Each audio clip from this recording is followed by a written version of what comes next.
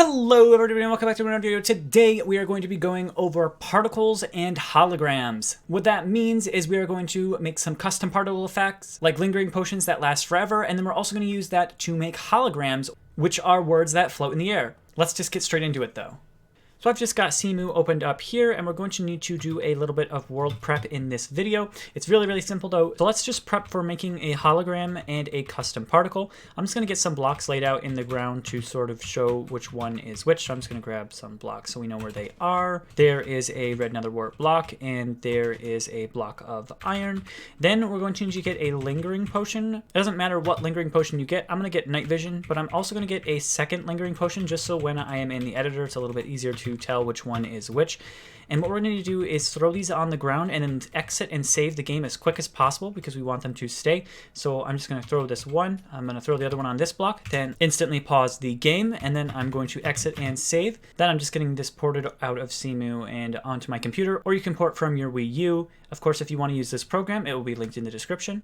And once you've got the world opened up, I'm just going to locate my potion effects there. So let's use this red one as our custom particle. So as you can see, if we open up the entities tag right here, we have this area cloud effect, which is essentially what a lingering potion is. So what we're going to do for this one is just sort of make the particle effect infinite and apply some special status to it. So if I right click on this, you can see the properties window comes up, and I can go to entity properties, invulnerable, silent, ignore gravity, glowing. Really pretty much none of this matters for this specific entity since it can't die.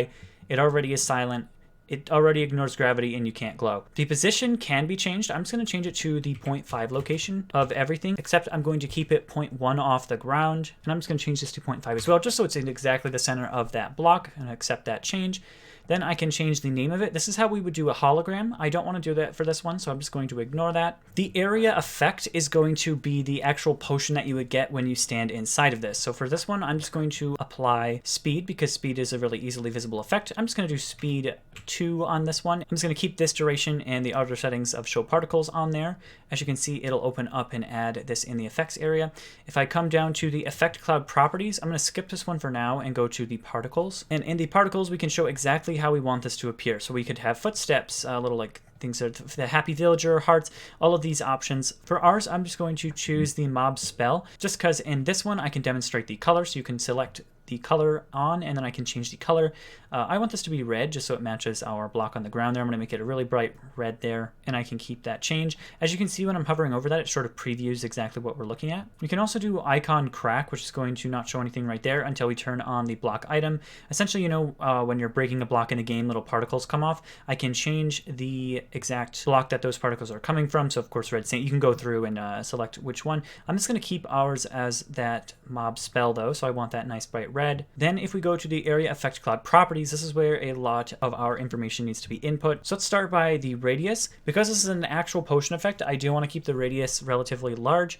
I'm just going to set this to a radius of 3, which is going to make a pretty big potion effect. Also be aware that the bigger the radius, the laggier it is going to make the game when you're around it. So do be careful with that parameter. I'm going to change this per tick to 0. So I'm just going to hit and turn that into a 0. This is how much the potion size goes down per game tick. The wait time is how long you have to stand in the potion to get its effects. You can really set this to whatever you want. I'm just going to keep it at 10. This is all measured in time of game ticks, so it's 10 is half a second. The duration is going to be how long this potion effect lasts, and I'm just going to set this to a bunch of 9. So I'm going to do 9, 9, 9, 9, 9, 9, 9, 9, 9, and just a bunch of 9s right in there. The age you don't really need to mess with. This just says how old or how long this potion has been in existence. You can set it to 0 or keep it the same. It won't end up mattering. The usage delay is the delay in between times that you can re-get the potion while already standing in it.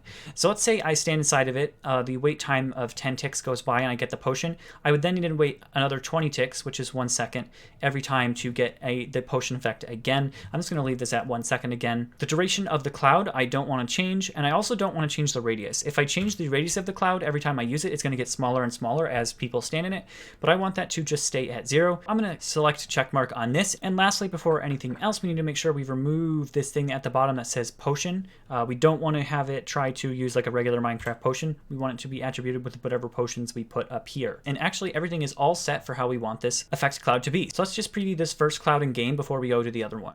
And I'm just loading into game here so we can check it out. As you can see, our one from earlier is just going to go away for now because we haven't modded this. So it's just going to slowly sort of come out of existence here. But as you can see, we've got this other effect, which is really pretty much lasting forever here. It's just going to go and go and go. And it's got those bright red particles like I said before, but it's going to give me the speed effect as I had programmed it to. So as you can see, I've got speed for 3 minutes, which is exactly what we had set it to do, as well as the fact that it re-gives it to me every 1 second, which is why it's constantly at 259 there, because it's giving it to me every 1 second. And of course I've actually got that speed applied to me. So it's really relatively simple once we've got it all set up with those nice numbers. So let's just go in and do our hologram next. So to do the hologram, I'm just going to go switch over to that one over here, and I'm going to basically program the exact same settings in first of all, so I don't need anything in entity properties. I'm going to make sure that I'm on 0.5 just because I like to be right in the middle of the block. I'm going to be just 0.1 off of the ground, 0.5 on this one over here as well. Update that. I'm going to skip over the custom name for now because we'll end up doing that last.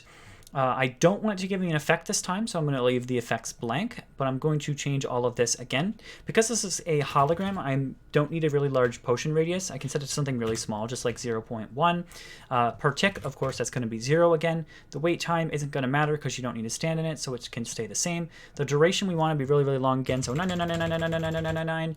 And then the age, I'm just going to set to 0. I like to do that. Usage delay doesn't matter. Duration and radius down here should always be 0 if you want it to last forever. So change those settings in. The cloud particles, we want to select none, which is going to be the very first one up here, just to make sure that there's no particles coming off of it. And then we can do our name, make sure the name is visible. And I'm just going to put, this is a hologram. Now there is a trick when doing naming on items where you can do multi-line names. So like I can click shift enter on here and like start typing a new line, it'll be a multi-line name. This will not work with holograms. I just want to specifically point out that you cannot do multi-line names with holograms.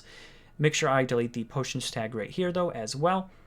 And this potion is pretty much all set up super nice and quickly. Let's get that saved in and come back into Cemu. So I'm just loading back into the world again, and as you can see, our hologram is popping up. There's no particle effects like we had told it to do, and it's just a nice little hologram right over here, just floating right there. And of course, if I wanted to move this up a little bit higher, I can end up moving that potion effects position up higher in the air or lower down or wherever, and it'll sit right over here. Now, one thing I also want to mention with this is that it is a hologram that you can see through walls. That's how these work. So if I place a bunch of blocks right here, as you can see, just like normal game tags, like if you have your username that would be above your head, you can see it through walls. So that's something to mention. But honestly, holograms are relatively simple. You just have to have those base settings for the area effect cloud down, and you've got everything going. That is going to be pretty much it for today, though. I hope this video was able to help you. Be careful with how many holograms you have, just because they do lag the game the same way that lingering potions lag the game when you have a lot of them. I would be much more careful of the custom potion effects, though. Because of their really large radius and how many particles they generate, they really can lag the game. So be careful when you're sizing them and how many you're putting into your world, because it can immensely affect the performance of your world. But I hope you can make some really cool stuff with this knowledge. And of course, as always, if you need any more tutorials on Minecraft WiiU world modding, you can check the playlist out right over here. And if you have any questions, you can ask them in the comments. Have a good day, folks.